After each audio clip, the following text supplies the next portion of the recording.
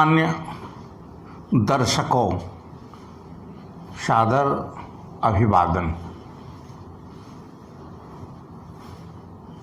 मैं आचार्य पंडित भागीरथ पांडे आप लोगों के समक्ष एक ज्योतिष का बहुत ही महत्वपूर्ण टॉपिक्स लेकर उपस्थित हूँ। यह आपके सामने में जो मैं बतलाने जा रहा हूँ, यह कुंडली देखने में बहुत ही सहायक होता है। कुंडली के प्रमुख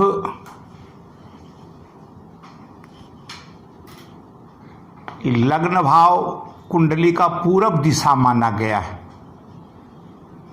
और दशम भाव को दक्षिण दिशा माना गया है और लग्न से सप्तम भाव को पश्चिम दिशा माना गया है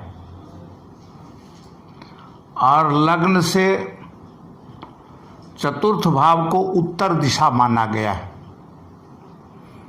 आज का मेरा जो टॉपिक है वह दिग्वली है।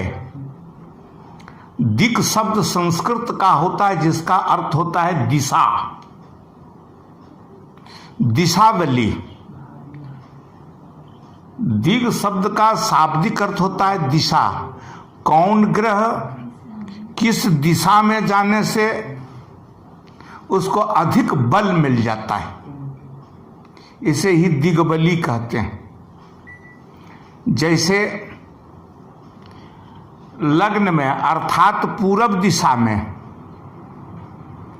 अगर लग्न स्थान में गुरु हों और बुध तो दिग्बली हो जाते हैं। ध्यान रहे, दिग्बली में अगर बृहस्पति मकर राशि में जाके नीच हो जाते हैं,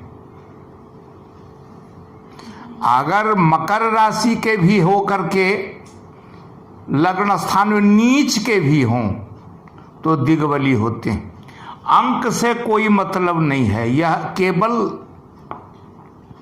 स्थान से देखा जाता है। पहली बात। दूसरी बात, जैसे बुध भी लग्न स्थान में दिग्बली हो जाते हैं, अगर लग्न में मीन राशि के बुध हो जाएं अर्थात नीच के भी, तो भी दिशा का बल बुध को मिलता है। जैसे मान लिया जाए किसी की कुंडली में सूर्य मेष राशि में हो, चंद्रमा वृष राशि में हो, उच्च के हो जाते हैं। बृहस्पति कर्क राशि के हों तो उच्च के हो जाते हैं, आदि आदि। तो उच्च ग्रह से 5 गुना अधिक बली दिग्बली में होते हैं। फिर दूसरा उदाहरण लें, दक्षिण दिशा का अर्थात दशम भाव में अगर सूर्य दशम स्थान में बैठ जाए तो दिग्बली हो जाता है, अर्थात उच्च ग्रह से 5 गुना ज्यादा फल देने वाले सूर्य होते हैं। जैसे किसी की कुंडली में सूर्य मेष राशि में उच्च के हैं, अगर यही सूर्य दशम स्थान में तुला के भी हो जाएं, तुला में नीच हो जाते हैं, तुला राशि के हों और दशम स्थान में हैं तो फिर भी दिग्बली हो जाते हैं। अर्थात उच्च के ग्रह से सूर्य मेष राशि में किसी की कुंडली में है तो उससे कोई फर्क नहीं पड़ता है, केवल स्थान में आ जाने से दिग्बली होते हैं। पुनः मंगल, मंगल भी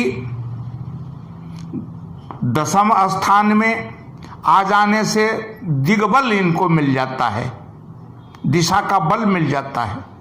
अगर मंगल दशम स्थान में कर्क राशि के भी हों तो भी उसके बल में कोई कमी नहीं आती। पुनः देखें, शनि लग्न से सप्तम स्थान, जिसे पश्चिम दिशा कहा गया है, अगर किसी की कुंडली में शनि देवता सप्तम स्थान में हो तो दिग्बली हो जाते हैं।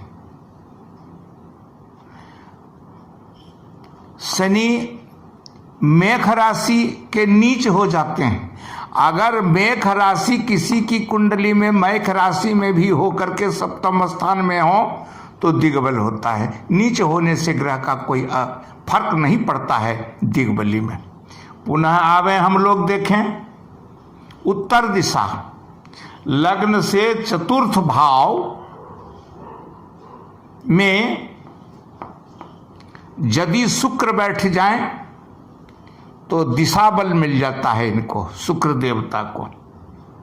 अगर शुक्र देवता मीन के ऊंचा होते हैं और कन्या के नीच के हो जाते हैं, अगर चतुर्थ स्थान में कन्या राशि के भी हों तो भी दिग्बली होते हैं। पुनः चंद्रमा को चतुर्थ स्थान में, चंद्रमा जो चंद्रमा माता का कारक ग्रह है, चतुर्थ स्थान में आते हैं चंद्रमा तो इसे दिशा बल मिलता है, इसे दिग्बली कहते हैं। अगर चंद्रमा वृष राशि में ऊंचा होते हैं और नीचा मंगल की वृश्चिक राशि में जाते हैं तो नीच हो जाते हैं।